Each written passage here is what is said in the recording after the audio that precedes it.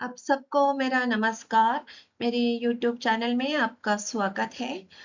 आइए सीबीएसई कक्षा 9वीं की पाठ्यपुस्तक गेंका, हिंदी पाठ्यपुस्तक गेंका का एक कविता पाठ जो है झांसी की रानी श्रीमती सुभद्रा कुमारी चौहान जी के द्वारा लिखी गई कविता है। यह इसके प्रश्नोत्तर आज हम सीख लेंगे। चलो शुरू करें। आइए हम रानी लक्ष्मीबाई के बारे में कुछ जानकारी हम हासिल करेंगे। सुभद्रा कुमारी चौहान जी उनके बारे में लिखा था कि खूब लड़ी मर्दानी, वो तो वीरांगना थी, सबसे बड़ी वीरांगना थी, मर्द के समान वीरता दिखाई थी उन्होंने। वो मर्दानी केवल एक ही थी, वो है झांसी वाली रानी। उनका जन्म 19 नवंबर 1828 में हुआ था। उनकी मृत्यु केवल 30 साल की उम्र में 18 जून 1858 में हुई थी। वह तो सच्ची वीरांगना थी। झांसी को अंग्रेजों से मुक्त करने के लिए खूब लड़ी। अपने 23 साल की उम्र में उन्होंने अपने हाथों में तलवार लेकर लड़ाई लड़ी और सिर पर तलवार के वार से शहीद हुई। पहला प्रश्न देख ले। इसमें दो भाग हैं। पहला भाग, इस कविता के आधार पर बताइए लक्ष्मीबाई के प्रिय खेल कौन कौन से थे। उनका बचपन दूसरे बच्चों से किस प्रकार भिन्न था। ये तो दूसरा भाग है उसी प्रश्न के। उत्तर इस प्रकार है कि माननीय कवयित्री श्रीमती सुभद्रा कुमारी चौहान जी की प्रसिद्ध कविता झांसी वाली रानी के अनुसार रानी लक्ष्मीबाई झांसी की रानी थी। वे वीरता और साहस से भरे खेल खेलती थी। उन्हें बचपन में ही घुड़सवारी पसंद थी।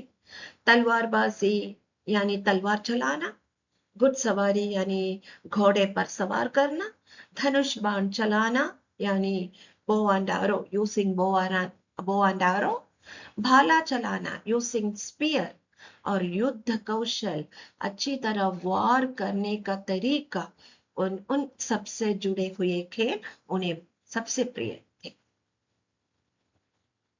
वे बचपन में युद्ध कला का अभ्यास करती थी। अपने चाइल्डहुड में ही युद्ध कैसे करते हैं उसका अभ्यास प्रैक्टिस करते थे। अन्य बच्चों के साथ नकली युद्ध लड़ती थी और युद्ध में व्यूह रचना होती है या सैनिकों की की रचाई करती थी। और किले को तोड़ना, ब्रेकिंग या स्पॉइलिंग या फोर्ट, किले को तोड़ना और लोगों को बचाना, इस तरह के खेल वो अपने बचपन में खेलती थी। उनका बचपन सामान्य बच्चों से बिल्कुल भिन्न था, अलग था, entirely different than others children. उनके खिलौने, उनकी सहेलियां आम वस्तुएं नहीं थी।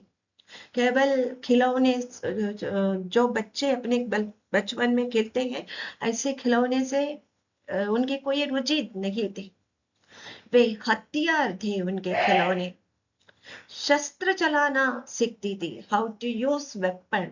शस्त्र चलाना, हाउ टू यूज वेपन। वे साहस भरी कहानियां पसंद करती थी और करेजियस स्टोरी, एडवेंचरस स्टोरीज, युद्ध करने की स्टोरीज और वीर छत्रपति शिवाजी की कहानियां वे याद करते थे। उन्हें जबानी याद थी शिवाजी की कहानियां।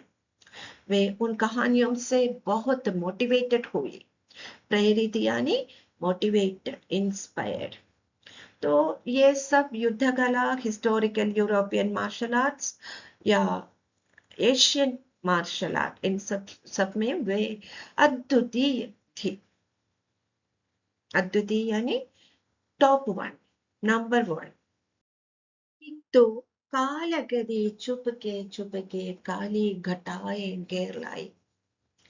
इस पंक्ति का अर्थ क्या है? इस पंक्ति से उन्होंने क्या समझाया हमें, किस घटना की ओर संकेत किया है? आइए देखिए ये पंक्ति, किंतु कालगति चुपके काली घटाएं घेर लाई ना, ये पंक्ति श्रीमती सुभद्रा कुमारी चौहान जी के द्वारा लिखी गई कविता झांसी की रानी में से ली गई थी। यहाँ कालगति चेंज, टाइम चेंज्ड, कालगति द एरा या टाइम चेंज्ड।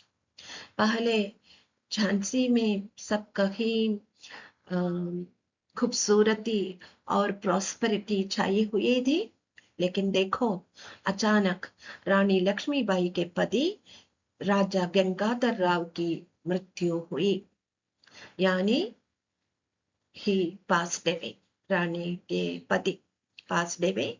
और उसके बाद झांसी पर अंग्रेजों की नजर लगी। उन्होंने क्या किया? उन्होंने देखा कि झांसी में राजा नहीं है, राजा का देहांत हुए हैं, तो झांसी को अपनी कूटनीति क्रोकट रूल्स के हिसाब से अपने अपने वश में कर लेना चाहा अंग्रेजों ने। और इस संकट की ओर झांसी पर मंडराए अंग्रेजी शासन के संकट, उसकी ओर संकेत किया है। कालगति चुपके काली घटा घेर लाई। Slowly silently the whole kali ghata, yani black clouds spreaded everywhere in the kingdom of Jhansi. Jhansi नामक रियासत पर, किंगडम या प्रिंसली स्टेट पर सब कुछ ठीक ठाक से चल रहा था, लेकिन राजा गंगाधर राव की मृत्यु के बाद धीरे धीरे स्लोली चुपके अंग्रेजों की साम्राज्यवादी नीति वो ये है कि अगर कोई राजा मर जाए, उधर कोई क्राउन प्रिंस नहीं है, तो वो राज्य अंग्रेजों के वश में आ जाएगा। और उनकी कूटनीति, उनकी क्रोकट रूल्स के कारण भारत पर बहुत बड़ा संकट आ गया। विशेष रूप से यहाँ हम झांसी के बारे में, झांसी नामक किंगडम के बारे में कहते हैं। झांसी पर संकट के काले काले बादल मंडराना, roaming in the situation of Jhansi. राजा की मृत्यु के बाद उत्तराधिकारी यानी सक्सेसर ना होने के कारण अंग्रेजों के द्वारा राज्य पर कब्जा लेना, ब्रिटिश ने राज्य को कॉन्कर करने की बात सोची और उन्होंने पोस्टर लगाया, झांसी नामक राज्य उनके अंडर है, ऐसा पोस्टर लगाया सब कहीं। तो बड़ी समस्या आ गई। रानी लक्ष्मीबाई ने सोचा अंग्रेजों को मैं अपना राज्य बिल्कुल ना दूंगी, और काली घटा गिरने से अंधकार छा जाता है, उसी प्रकार राजा की मृत्यु के बाद झांसी नामक किंगडम के भाग्य पर निराशा और विपत्ति के बादल छा गए। बहुत बड़ी समस्या उस किंगडम में आ गई। ये साम्राज्यवादी नीति का मतलब ब्रिटिश पॉलिसी है।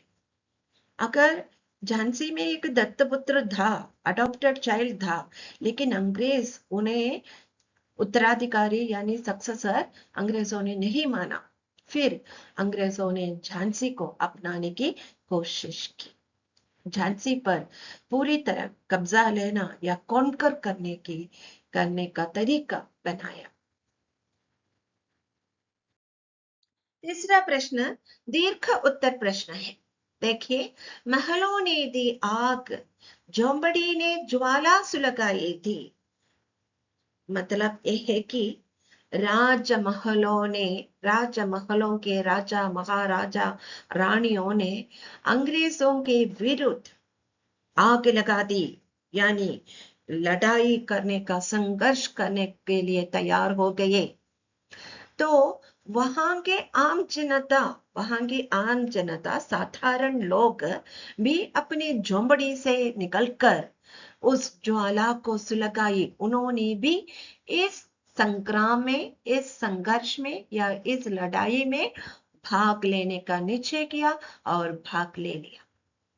समाज के विभिन्न वर्गों के लोग, यानी राजा महाराजा, फिर किसान, मजदूर, आदिवासी लोग, अमीर गरीब, उच्च वर्ग के लोग, निम्न वर्ग के लोग, सभी धर्म के लोग अपनी निजी भिन्नताओं को भूलकर सभी एकता के सूत्र में बांधकर देश की स्वतंत्रता की लड़ाई में एक हो गए। एकता की भावना उन्होंने दिखाई। इस महत्वपूर्ण बात को इस कविता में, इस पंक्ति में दिखाई गई है। देखिए, 1857 की क्रांति में रानी लक्ष्मीबाई जैसे सामंतों, यानी प्रिंसली स्टेट के राजाओं ने या लॉर्ड्स, किंग के रिप्रेजेंटेटिव्स, राजाओं के रिप्रेजेंटेटिव्स, सभी ने जहां अपने महलों में अंग्रेजों के खिलाफ क्रांति, रेवोल्यूशन अगेंस्ट ब्रिटिश की शुरुआत, यानी बिगिनिंग शुरू हुई। वही आम जनता ने, साधारण लोगों ने अपनी झोंपड़ियों से निकलकर भीषण, यानी ड्रेडफुल जन आंदोलन, स्ट्रगल या रेवोल्यूशन का रूप दे दिया। इस संघर्ष में हिंदू, मुस्लिम, अन्य विभिन्न जातियों के लोग कंधे से कंधा मिलाकर या मिलजुल कर एक साथ लड़ाई लड़े। फिर स्वतंत्रता की इस लड़ाई में समाज का कोई भी वर्ग पीछे नहीं रहा, सभी आगे निकले। वो महलों में रहने वाले राजा महाराजा क्यों ना हो, या झोंपड़ी में रहने वाले आम किसान, मजदूर, आदिवासी लोग हो। अतः राजा, प्रजा, अमीर, गरीब, उच्च, निम्न सभी वर्ग के लोगों ने मिलकर अपनी निजी स्वार्थता छोड़कर, अपने मतभेद, डिसओपिनियन को भूलकर, या अपने स्वार्थता, सेल्फिशनेस को छोड़कर और अपनी डिसओपिनियन को भूलकर विदेशी शासन, यानी ब्रिटिश शासन, उसके विरुद्ध एकजुटता यानी एकता दिखाई, जिससे भारत में एक मजबूत राष्ट्रीय चेतना पैदा हुई। भारत में सभी अंग्रेजों के विरुद्ध, बच्चों से लेकर बूढ़े तक लड़ाई करने के बारे में, लड़ाई के लिए आगे निकले। जब पूरे समाज में इस तरह एकजुट होकर एकता के साथ अंग्रेजों का विरोध किया, तो स्वतंत्रता आंदोलन, फ्रीडम स्ट्रगल प्रभावशाली यानी पावरफुल बन गए। यह केवल राजाओं या नेताओं का संघर्ष यानी लड़ाई नहीं थी, फिर देश के लोगों का आंदोलन, रेवोल्यूशन बन गए। हर किसी ने अपनी अपनी क्षमता के अनुसार, क्षमता यानी कैपेबिलिटी के अनुसार योगदान दिया। दे कॉन्ट्रीब्यूटेड फॉर द वॉर, और बलिदान किया। अनेकों ने अपना जीवन बलिदान दे दिया, यानी उनको अपना जीवन नष्ट हो गया। जब समाज के सभी लोग एक साथ मिलकर खड़े होते हैं, तो बड़ी से बड़ी चुनौती यानी चैलेंजेस का सामना भी हम कर सकते हैं, और ऐसे ही बोल सकते हैं कि एकता में शक्ति होती है। Unity is power. 14 प्रश्न देखिए, इसके दो भाग हैं। सरेआम नीलाम छापते थे अंग्रेजों के अखबार। इस पंक्ति में नीलाम छापते शब्द किसकी ओर संकेत करता है, मतलब यह किसको पॉइंट आउट करता है? नीलाम छापते ऑक्शन के लिए रखा गया है। कौन कौन सी चीजें ऑक्शन के लिए रखा गया है? और ये भी बताइए कि क्यों रखी है नीलाम के लिए उनकी चीजें। ये सब हम समझ लेंगे। अंग्रेजों की कूटनीति हम समझ लेंगे। आइए उत्तर देखिए। ये पंक्ति श्रीमती सुभद्रा कुमारी चौहान जी के द्वारा लिखी गई कविता झांसी की रानी से ली गई पंक्ति है। इस पंक्ति में अंग्रेजों की लूट, भारत के राजघराना पालस में, भारत के राजाओं के पालस में जो वेल्थ थे उन सबको अंग्रेजों ने लूट के, they looted all the wealth of Indian kingdom. साम्राज्यवादी नीति, मैंने कहा था ना पहले, ये भारत के राज्यों को अपने वश में कर लेना या capturing Indian kingdoms and princely states, और भारतीयों के आर्थिक शोषण करना। आर्थिक शोषण यानी इकोनॉमिक एक्सप्लॉयटेशन, उनका वेल्थ लूटेड देयर वेल्थ। आर्थिक शोषण भारतीयों के या भारत के, इन सब की ओर पॉइंट आउट करता है। भारतीय राजाओं के राजमहल, आभूषण, कीमती सामान, कीमती वस्तुएं, आभूषण जैसे नागपुर के जेवर यानी ऑर्नामेंट्स ऑफ नागपुर, लखनऊ का नौलख हार, another necklace of Lucknow. Okay, इतनी बड़ी कॉस्टली नेकलेस, इन सबको नीलाम किए जाते थे। They kept it for auction. Public can command buy for very high price. So pitiful condition. ऐसे इसलिए किया जाता था क्योंकि अंग्रेजों ने भारतीय राज्यों को हड़प लिया, snatched their wealth, और भारतीयों की संपत्ति को सार्वजनिक रूप में बेचकर अपनी तिजोरी यानी अपना लॉकर, अपना सेफ, पैसा रखने का या कॉस्टली चीजें रखने की सेफ है ना अलमारी, अपनी अलमारियों को भरना चाहते थे अंग्रेज। 14 प्रश्न का दूसरा प्रश्न यह है कि अभी उम्र कुल 23 साल की थी, मनुज नहीं अवतारी थी। इस पंक्ति में अवतारी शब्द व्यक्ति के विशेष गुणों की ओर इंगित करता है या संकेत कर रहा है? कविता के आधार पर बताइए रानी लक्ष्मीबाई के किन गुणों के कारण उनको अवतार यानी अवतारी कहा गया है? अवतार शब्द का अर्थ ईश्वर का रूप है या कोई अलौकिक शक्ति जो धरती पर आकर या विशेष लक्ष्य के लिए धरती पर जन्म लेता है।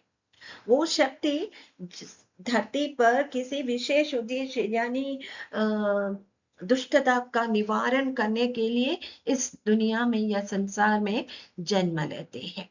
रानी लक्ष्मीबाई ऐसी एक अवतारी थी जिनका लक्ष्य था अंग्रेजों को भारत से निकालना। उन्हें इसलिए अवतारी कहा जाता है क्योंकि उन्होंने अल्प आयु यानी वेरी स्मॉल एज, लाइक 23 साल की उम्र में, 23 यानी 23 इयर्स ओल्ड गर्ल ने असाधारण वीरता, इट इज अनकॉमन ब्रेवरी दिखाकर अपनी युवावस्था में अंग्रेजों के विरोध किया। अंग्रेजों की विशाल सेना का साहस और रण कौशल से सामना किया। She opposed अंग्रेज with रण कौशल यानी the tricks of war. Very cleverly she fought, relentlessly fought against British. वो साधारण मनुष्य के वश की बात नहीं है। इसलिए उनका जीवन कोई अवतार, ईश्वर का अवतार जैसा बताया है। उनके जीवन का मुख्य उद्देश्य यानी लक्ष्य देशवासियों को स्वतंत्र भारत में या स्वतंत्र झांसी में रहने का मौका देना। स्वतंत्रता की लोगों को स्वतंत्रता के बारे में सोच भी नहीं सकते थे, क्योंकि अंग्रेजी सेना इतनी बड़ी विशाल सेना थी, उनका सामना कैसे करें। तो उनके लोगों के मन में सोई हुई चेतना को जगाया, वही उनका लक्ष्य था, रानी लक्ष्मीबाई का लक्ष्य था। इसलिए हम उन्हें अवतार ही, ईश्वर का अवतार ही कर सकते हैं। उन्होंने राजा महाराजाओं से लेकर आम जनता, साधारण लोगों तक स्वतंत्रता की ज्योति, अलख, अलख मीन्स ज्योति, प्रकाश जगाया, ज्योति जगाई।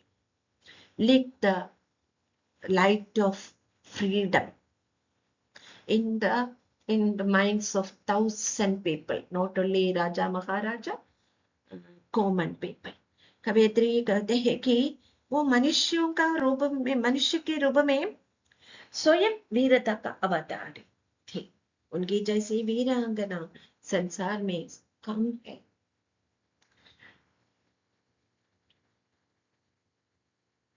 देखिए, आशा है कि आपके लिए उपयोगी होगी ये सब उत्तर, प्रश्न और उत्तर।